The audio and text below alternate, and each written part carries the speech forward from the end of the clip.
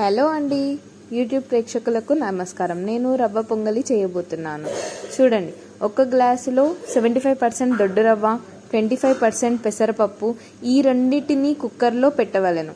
ఒక్క గ్లాసు రవ్వ పప్పుకు 2 గ్లాసుల నీళ్లు పోయవలెను. 3 విజిల్లు వచ్చే వరకు ఉంచవలెను. ఒక గిన్నెలో కొంచెం నెయ్యి, నూనె వేయవలెను. వేడి అయిన తర్వాత ఆవాలు, జీలకర్ర, మిరపకాయలు, కొత్తిమీర, కళ్యామాకు, పసుపు ఆరోగ్యానికి మంచిది కాబట్టి 2 స్పూన్లు వేసుకోవలెను.